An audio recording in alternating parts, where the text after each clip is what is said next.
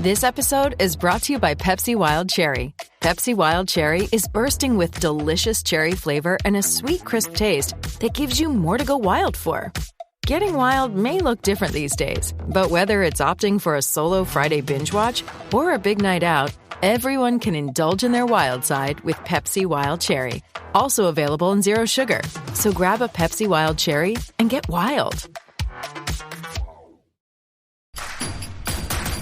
Introducing Royal Caribbean's newest ship, Icon of the Seas, the ultimate family vacation. The ultimate 6 slides, 8 neighborhoods, 0 compromise vacation. The ultimate never done that, can't wait to do it vacation. The ultimate chillin' by a different pool every day of the week vacation. This is the Icon of Vacations. Icon of the Seas, arriving in 2024. Book today. Come seek the Royal Caribbean. Ships Registry, Bahamas.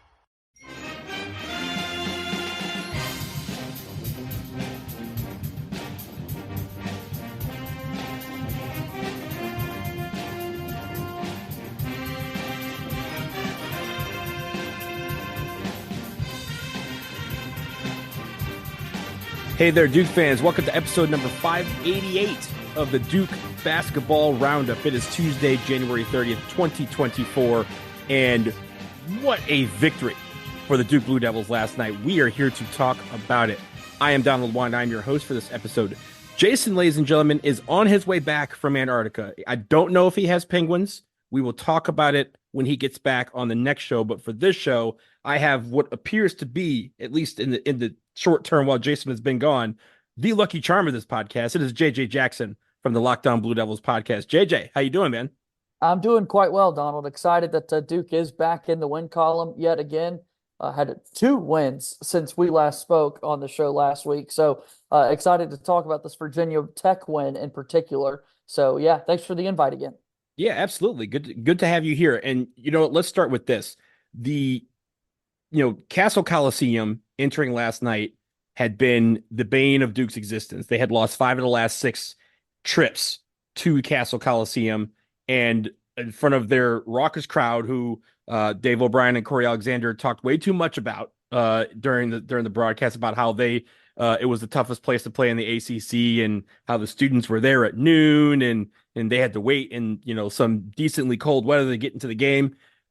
Duke turned that place into a very, very much a library. They didn't add to that. 77-67, the final score, a huge road victory for the Duke Blue Devils. They moved to 16-4 on the year, 7-2 in the ACC. Before we get to the headlines, JJ, just your initial thoughts about the game in itself, and really, we'll talk about specifics, but just your overall thoughts of how Duke went into Blacksburg and came out with a victory.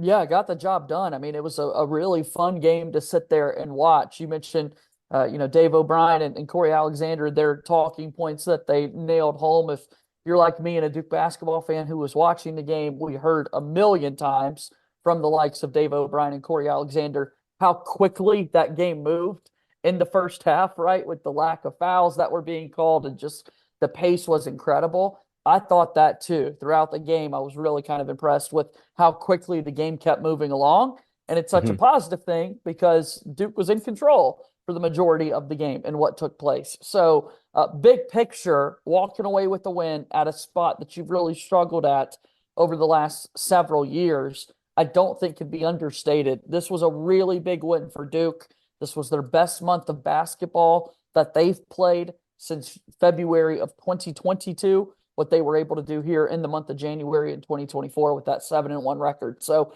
just really awesome stuff, big picture wise, is how this month came to a close last night.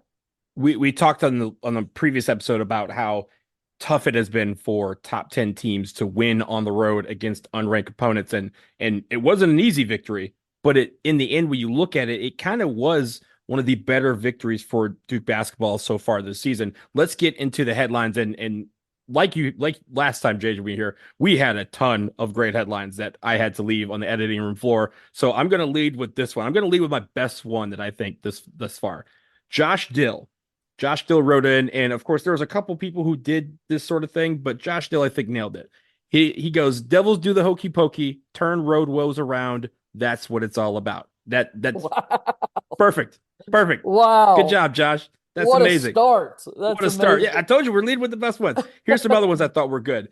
Jarrett Strauss wrote in, the bacon is on hold. Duke disappoints Hokie hopefuls, of course, in reference to the bacon that I guess the fans at Castle Coliseum get if the opposing team Right. misses two straight field goals or free throws in the second half. Of course, Flip had to kind of, make it interesting in a couple of occasions, but no bacon for the Hokies. Josh Levinson says, a tough castle to conquer, but Devils get her done. And that was awesome. Michael Slaughter had a great one, and he told me I have to sing this one. So here it is. Okay. Hokie Crusher, Tyrese Proctor. That is his headline. Loved it. That was great. And Jason actually wrote in. He saw it, Michael, and loved it as well. So shout out to you. Tom Wildermuth had Blue Devils bounce back in black jerseys in Blacksburg. Again, we wore those black jerseys on the road, going down to Blacksburg, coming out with a huge, huge victory. And then finally, Chuck Westmoreland wrote, trap this. Devils hit Hokies hard in the Blacksburg House of Horrors. So again, a lot of people wrote in some great ones. Thank you to everybody who submitted. And I'm sorry we didn't get to the myriad of other ones that were just as great as the ones we mentioned there. JJ, any favorites out of that group I just mentioned? I mean, just getting started with the Hokey Pokey set the tone for really good stuff. And anytime, with the Louisville game last week when I was on, had great headlines around the name of the KFC Yum Center and, the headlines there that you're able to play off Castle Coliseum and making that work. That's good stuff. Great work out there, DBR. Well, continue to do the great work, as JJ would say. dbrpodcast@gmail.com. Of course, we have a big game coming up this Saturday. There will be a lot of headlines coming from there, but we will wait until later in the week to preview that game. We're going to start by recapping this win against the Hokies. We start with a good JJ, and I want to start with this, JJ. Our friend K-Man wrote in, and he made the stat very clear. Throughout this game, going back and forth, there was only one lead change. The Hokies took the initial lead. I think it was we were down 11-6 at one point. We took the lead after that, and we never looked back. And really after that point, we were never had a lead of lower than 3 points. And it started, I think, with the perimeter defense. And here's some stats for you. Entering this game, according to KenPom, Virginia Tech was the number one team in the conference in three-point shooting. They held them to 27%. They are now number 4 in the conference.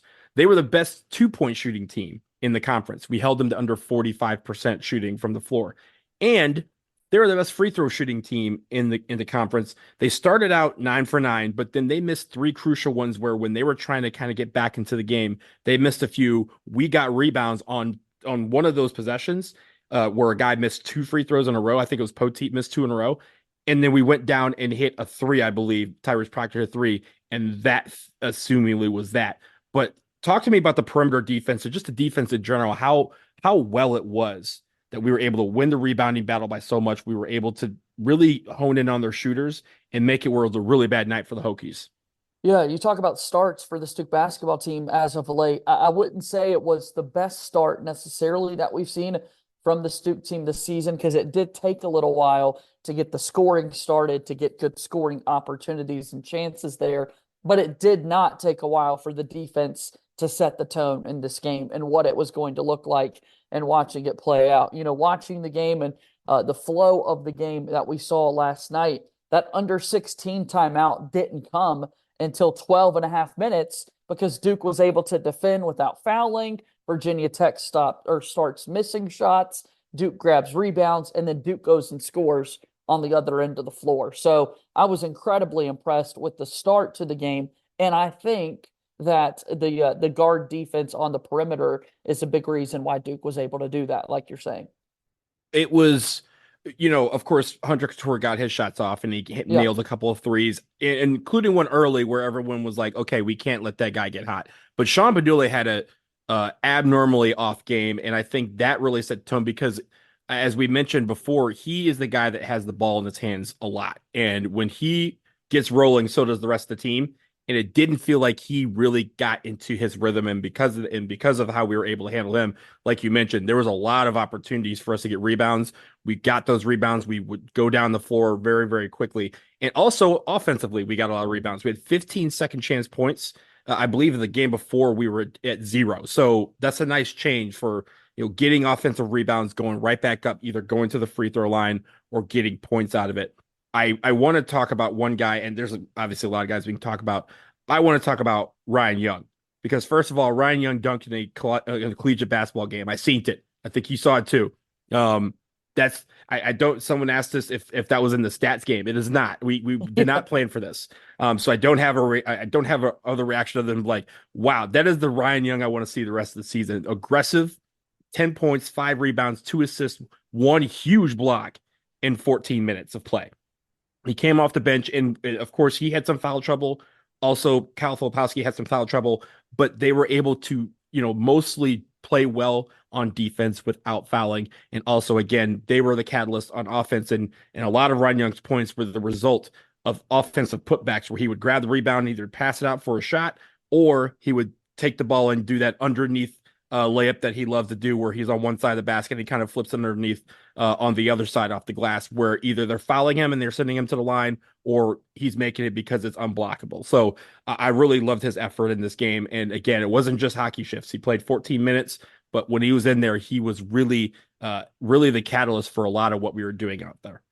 Yeah, Ryan Young was terrific. I mean, a great game altogether for him to finish with those 10 points and 5 rebounds. A lot of big time offensive rebounds to create second chances for others and himself as well.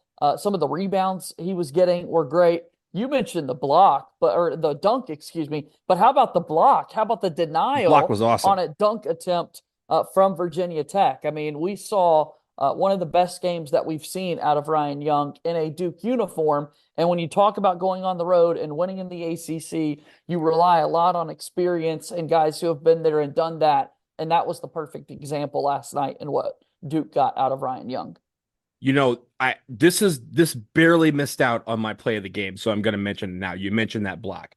I want people to understand how awesome of a defensive play that was, because Ryan Young, as you mentioned, came from behind to block that dunk.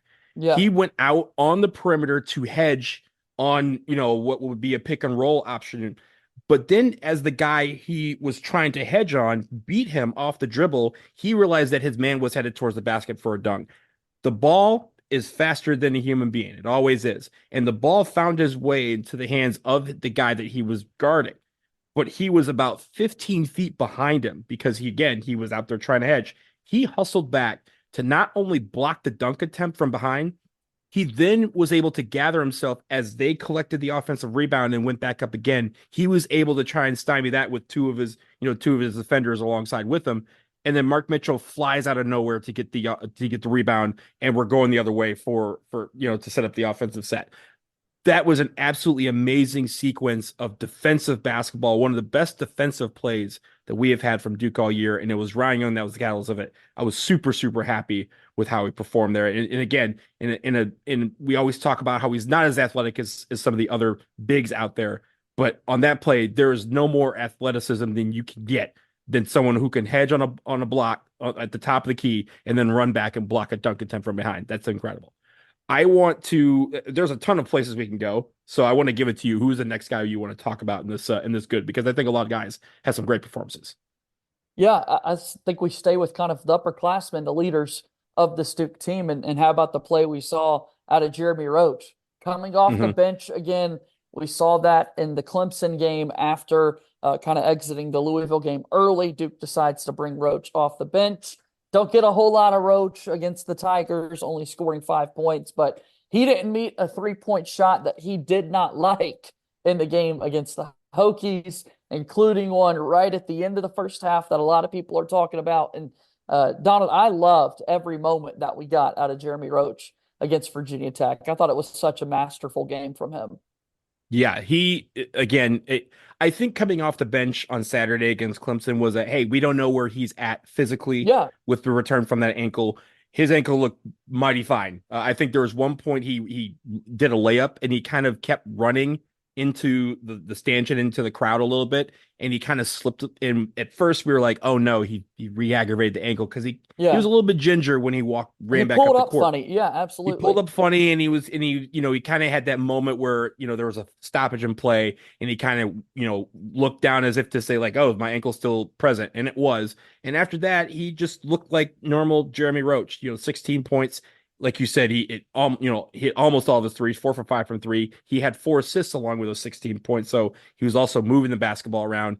And I'm just super impressed with how quickly he's come back to being, primetime playoff Jeremy Roach in the span of a week, when, again, we didn't know that he was going to play that game on Saturday. He had just come back against Louisville, as we mentioned. He had just come back from an injury there where he was out for a couple games. So it's hopefully he can stay healthy. We need that guy so bad. It changes our team when he's in the lineup, whether he's coming off the bench or he's starting. Just to have him available just causes a lot of problems for the offense, and I really appreciated his effort along that.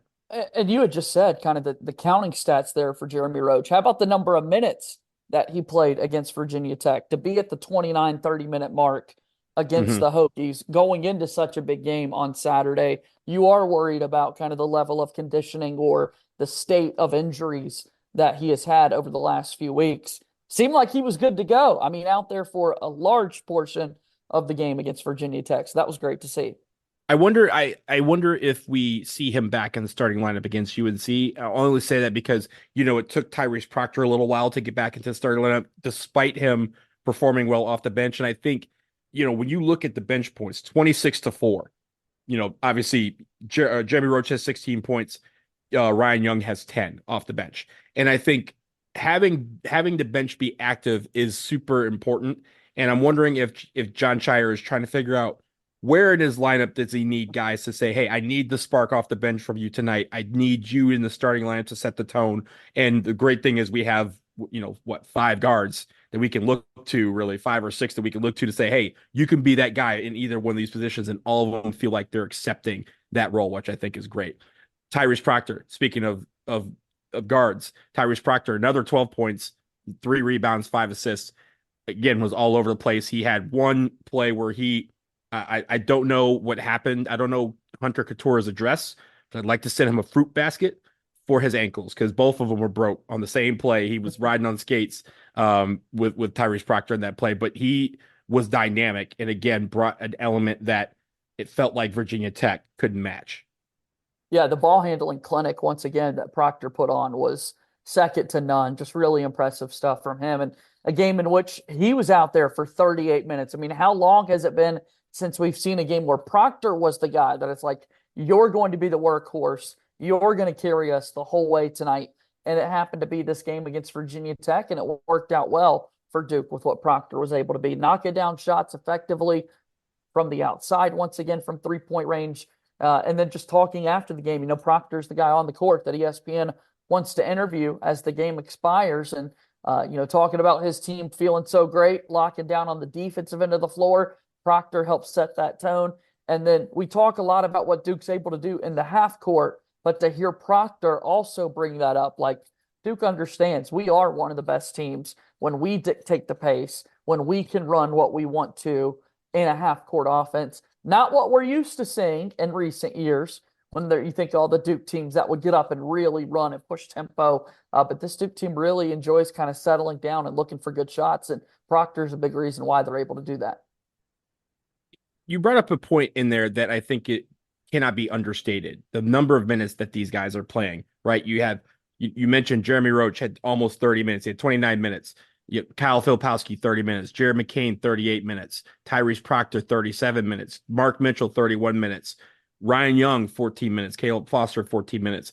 And all of that is fine and dandy, but when you couple the fact that they played 48 hours before, and these guys played heavy minutes against Clemson and are now playing heavy minutes against Virginia Tech and had the defensive display that they did, I think is nothing short of incredible. That is not something that is easy to do, to come back from. I mean, when I was younger, I could play 18 games in a night and be able to go again the next day.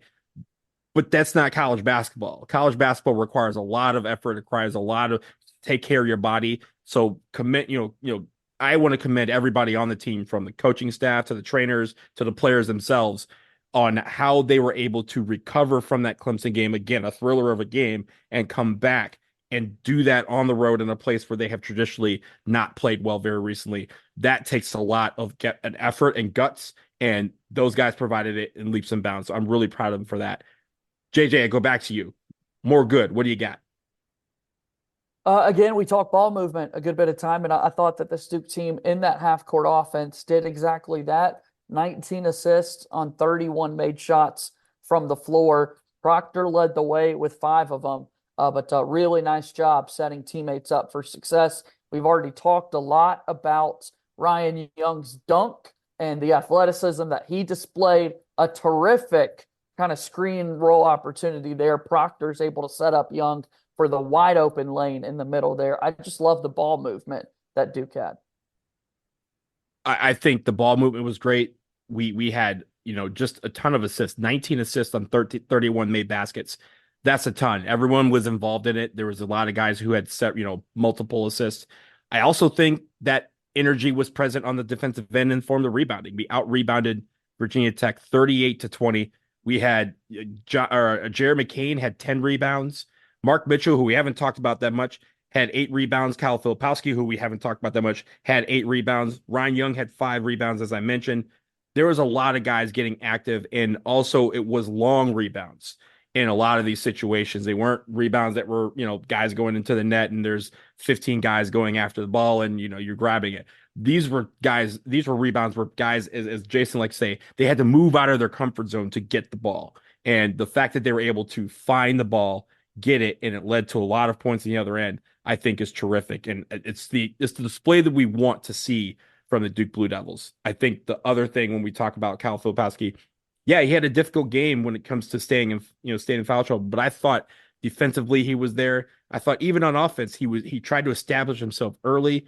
He wasn't great from beyond the arc, but at least inside the paint, he was trying to command attention, and he was also moving the ball around and trying to get his teammates involved in a lot of the action. So it felt like everyone was working together. And again, maybe some of these guys were in different positions than they normally are. Jeremy Roach coming off the bench, for example, but these guys all feel, it always seems like, at least on a basic level, these guys understand their roles for every single game, how they may change from game to game, and they all buy into that. And that's the first step. And this is a very big, huge step, because if you don't buy into it, then we get lethargic play, we get lazy play, we get, the hero ball that a lot of teams have. But this team felt like from the opening tip, they knew they needed to grind it out, and they were able to slowly pull away. As I mentioned, the lead in the second half was no lower than 3 points. It felt like every single time Virginia Tech was about to make a run, we would hit a 3 or we'd get a steal and make a basket on the other end, and off we were going. So I really think this could be viewed as one of the better victories of the year, especially considering the fact it's a place we don't play well on the road. Yeah, couldn't agree more. Job well done by the whole team, everybody contributing. I thought Filipowski was very efficient with what he was trying to do out there on the floor. Foul trouble is obviously something that continues to be, you just got to work on it a little bit. It's clearly better when Flip is out there on the basketball floor for this game. But everyone accepting their role and being okay with what they're asked to do is so huge. Because if you look inside the box score, the last kind of eye-popping thing that you would see would just be Caleb Foster, the really strong start that he had. He scored 8 of Duke's first 14 points out there on the floor in the first half. But Donald, he only played 15 minutes in this basketball game. That's his fewest on the season outside of the Arizona game, where Foster literally didn't do anything, didn't take shots, didn't share the ball, just got 13 minutes worth of cardio. All cardio game, I remember, yeah.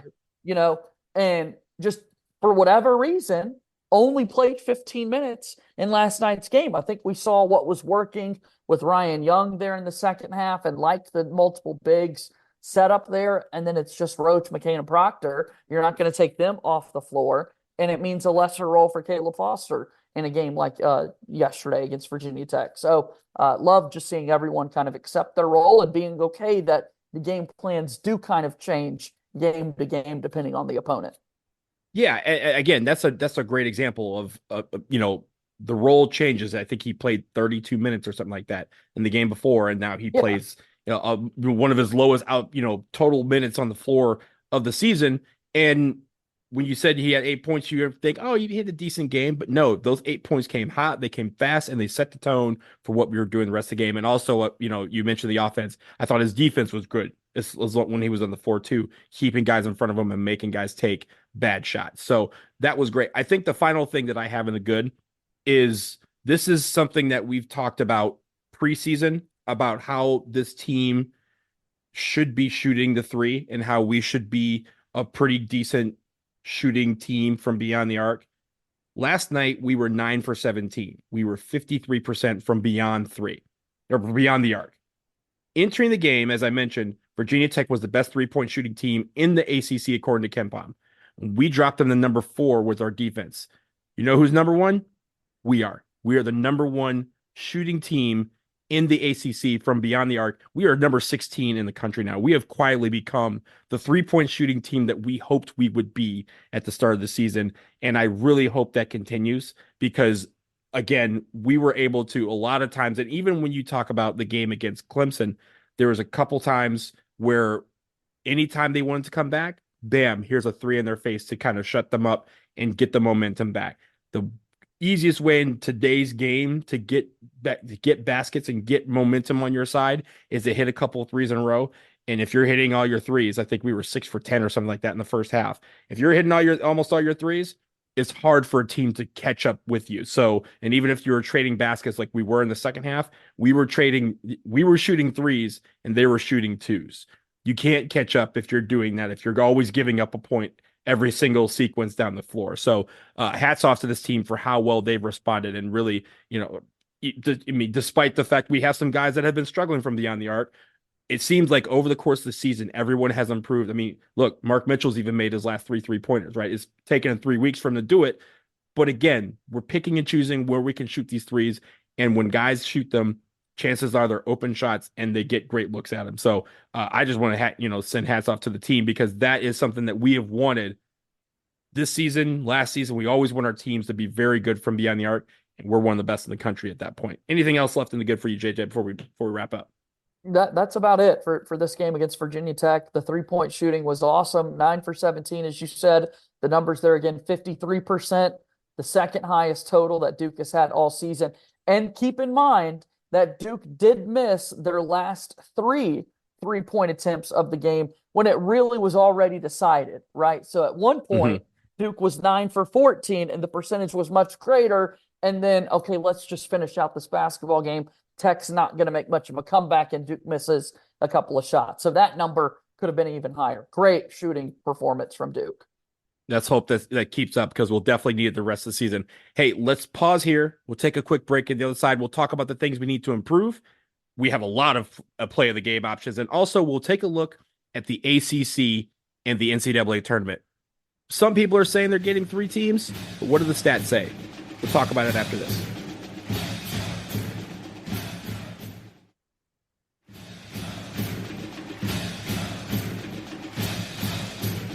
All right, we are back, and we have to talk about some of the things that we need to improve from this game. There's a couple things. This wasn't a perfect game for the Blue Devils. So, JJ, I start with you. What do you think is the biggest thing that we need to improve from this game?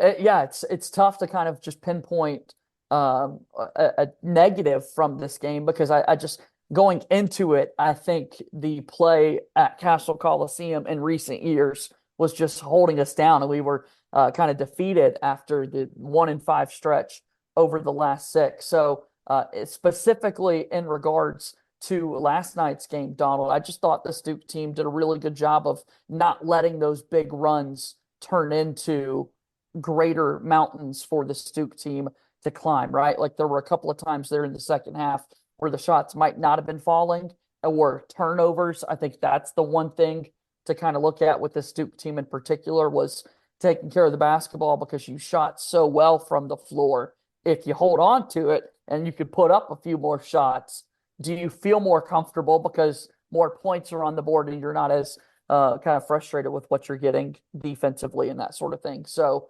I think kind of the careless turnovers would be the one thing that I saw from last night's game.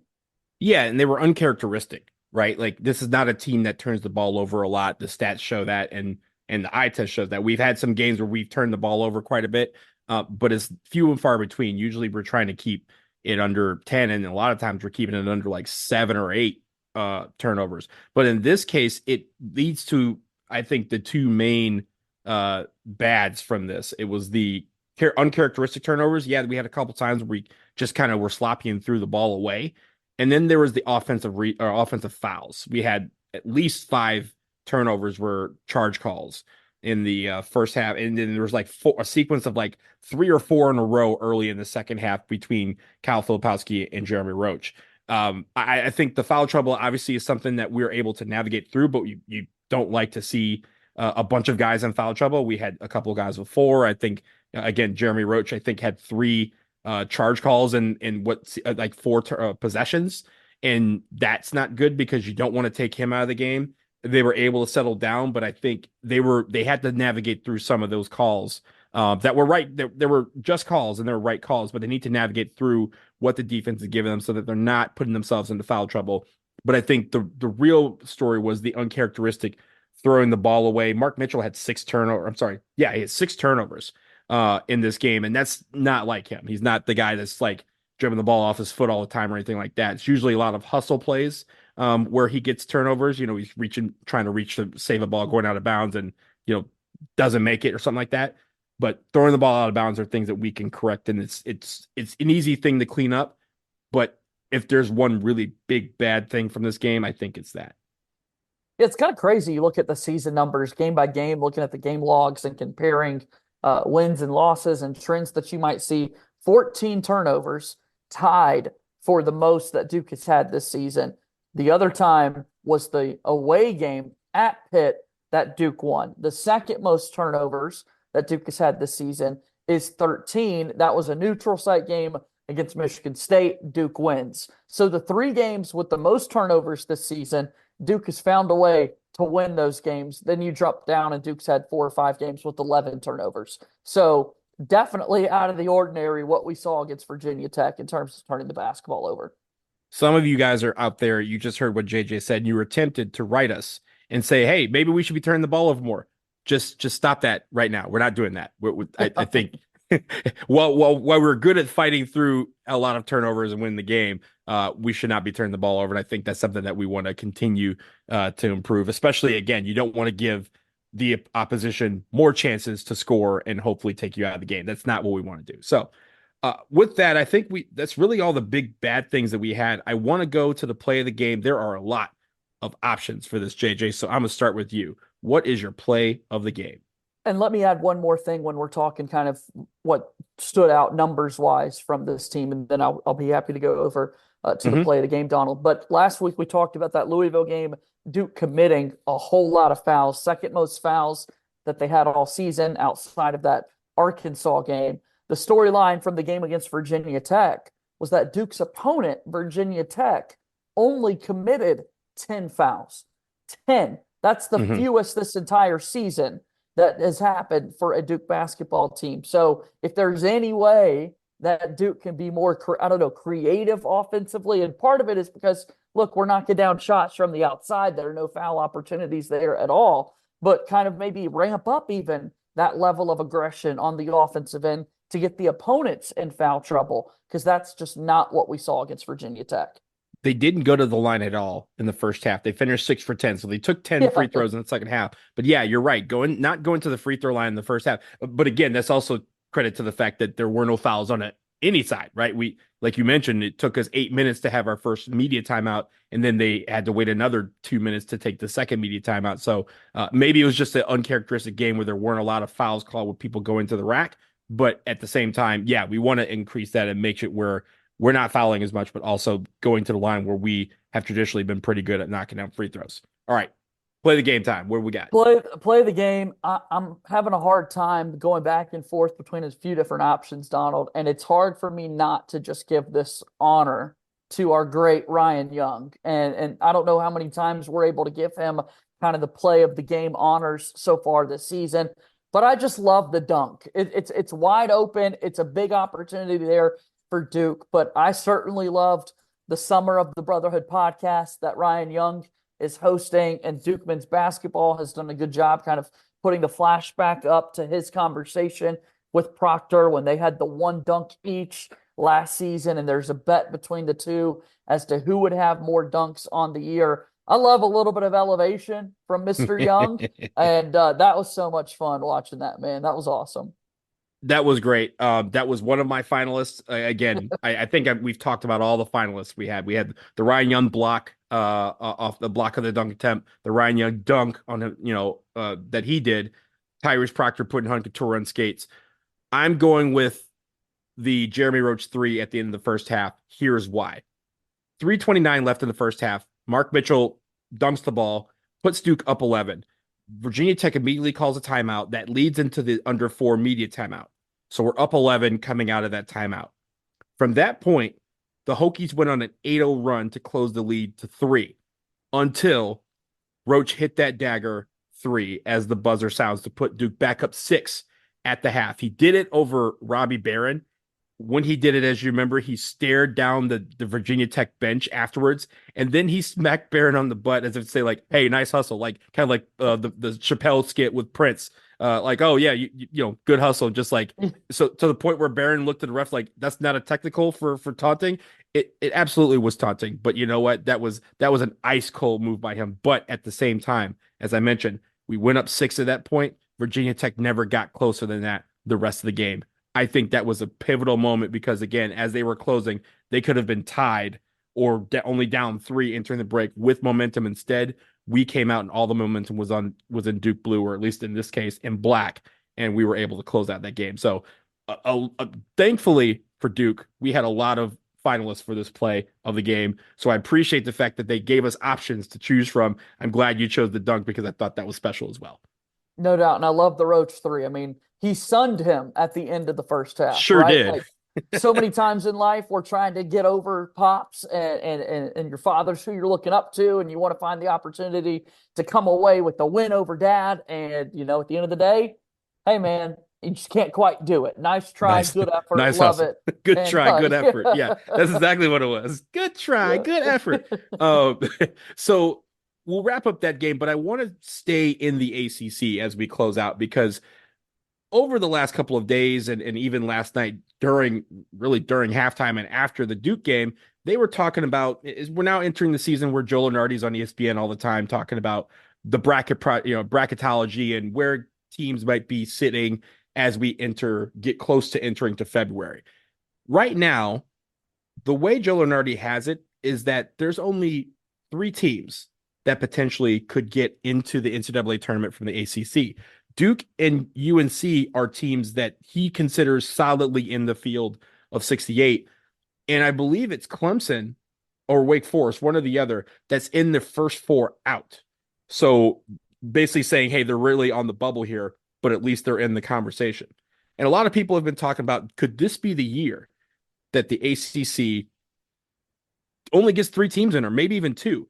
A conference that until 2019 had at least 1 seed almost every single year for 20 years and has had multiple teams. At one point they had 7 of 9 when we were 9 teams in the conference. We had 7 teams into the tournament. I want to talk about Bart Torvik's algorithm. So Bart Torvik, obviously he's like Ken Palm, he has his own algorithm, but he predicts, and this is from him, that the ACC has a 75% chance to get 4 or 5 teams to the NCAA tournament. And he says that the league has a better chance to get 7 teams in than only 2. So again, I look at that to say everyone's talking about how the ACC has had a down year. The metrics that are being used by the committee, the net, the Bart Torvik, Ken Palm, Sagarin, all these rankings have these ACC teams more in solid position than one would think, or at least enough to gain consideration in that room. I also offer this when we talk about Duke. They always say a rising tide lifts all ships. They talk about if Duke and UNC are up, the conference is up. Well, Duke is 5-1 in quad 1 games right now. Only Houston, Purdue, UConn, Arizona, and Wisconsin have a better quad 1 record than Duke does in the entire nation. And I think that's incredible concerning the fact that we've talked about some of these losses that we've had to bad teams. But what we're doing is we're also beating the teams on the road and at home that we should be. Those teams that are very strong that can, again, boost our resume, but also as Duke goes up, that hopefully will bring a couple of teams up because, again, some of these teams that are on the bubble that could say, hey, we played Duke tough. Duke is a 3 seed or a 4 seed, whatever it is. We played them tough. We should get, recognition. The ACC has some work to do, but I do think that everyone thinking that they're only going to get Duke and UNC in there, I think it's a little premature to say that because there's still a lot of season left. And as we mentioned last night, there's a lot of opportunities for quad one wins. Big time opportunities for quad one wins. And you look at the conference, Donald, you're right. Duke and North Carolina, will leave them out. They're obviously in really great standing, pretty much locks, I'd say, at this point to be a part of that NCAA tournament field. And then you're right, it is a lot of like Clemson and Wake Forest discussion with the big focus on what they were able to do in the non-conference and going deep into kind of the analytics and your strength of schedule that you're putting together, but totally disregarding what's actually taking place in these conference games, right? Like that's not factoring in Virginia and Florida State, who have 6-3 records already in the ACC. They're taking advantage of the opportunities to play these other teams in the conference. Miami's right there, Syracuse, NC State as well, all with the 5-4 record. Wake Forest does have that 5-3 mark, and then Clemson, who had gotten off to such a great start, is now just 3-5 in ACC play. So, yeah, I think if you're going to take a look at the ACC as a conference, I do think there's got to be a little bit of a focus on, okay, what's actually taking place in these conference games, who is standing out in the conference itself, and at least have the likes of a Florida State and Virginia be a part of the conversation. So I love the ACC, obviously, and do love hearing that there is, to your point, and as Bart Torvik pointed out, a better chance to get 7 than there is to only have 2. I love hearing that. Yeah, and I think what it means is all these teams that are doing well, as you mentioned in the ACC, they need to continue doing well, except against us. Save that for the other teams, but at least come correct with the rest of the season. And again, we still have over a month of basketball left before the ACC tournament even starts. So we have plenty of time for teams to step up. And again, the cream will always rise to the top. We have plenty of opportunity for that to happen. So really looking forward to the rest half of the season. Jada, before we get out of here, of course, you are the host of the Locked On Blue Devils podcast. Big week for Duke basketball. We just get the Virginia Tech in our rear view. We now turn our sights to Carolina on Saturday at the Dean Dome. What do you got coming up in your show this week? Where can people find you? Yeah, check us out, Locked On Blue Devils, wherever you get your podcasts, and watch the show each and every day on YouTube. Please, if you're listening on Apple Podcasts in particular, leave us a 5-star rating and written review. Do the same here for DBR, the Duke Basketball Roundup podcast. Those written reviews go a really long way in the algorithms and how all of that works. But a big UNC week here. I'll be doing a bunch of great conversations leading up to the game. It's crossover week on our network as well. So I'll chat with Isaac Shade, who's the host of Locked On Tar Heels, to get a full deep dive preview of the game coming up on Saturday. It's going to be a whole lot of fun. So thanks for the opportunity to plug the show there, Donald. Yeah, absolutely. We are big supporters of your show and what you're doing. Again, you're the hardest working man in showbiz. You do this 5 days a week. And so we really appreciate you taking time out of your day to come on our show. But speaking of YouTube, ladies and gentlemen, stay tuned because, JJ mentioned that the Locked On Blue Devil show is on YouTube. You can watch that. Well, you will also be able to soon listen to this show on YouTube as well, if that's the place that you get your podcast. We are setting up our YouTube channel as we speak. It is very, very, very slow process to upload with the 600 or so episodes that we have already in the can. And this will just add to that pile. So give it a few days, but once it's live, we'll let everybody know. Of course, stay tuned to our social medias at Duke Roundup on Twitter, and we will let you know when that is about. So, okay, we are about to close out here. JJ Jackson, Locked On Blue Devils show. Again, tell them where you can find on social media. Absolutely. At LO_Blue Devils on X, Twitter, and I'm there as well at _JJ_Jackson_. And yeah, go listen to the podcast, watch the show on YouTube, and keep being a part of this DBR family as well. I love the headlines, even when I'm not on the show. I've mentioned it many times before. I'm always dialed into what Donald and Jason have to say. So thanks once again for the invite, Donald. And thanks for being on here. Jason will be back on the next episode. He assures us that he will be back. He's done with the Penguins vacation. are coming back, like you said. I mean, I didn't know we had this much PTO over here on the DBR, but he's used all of it. So he's coming back on the next episode. But this will wrap it up for episode number 588. Again, JJ Jackson, thank you so much for being on here and being my cohort through this. Until then, for JJ, I am Donald, and now it is time for the Duke Band to play us out and take us home.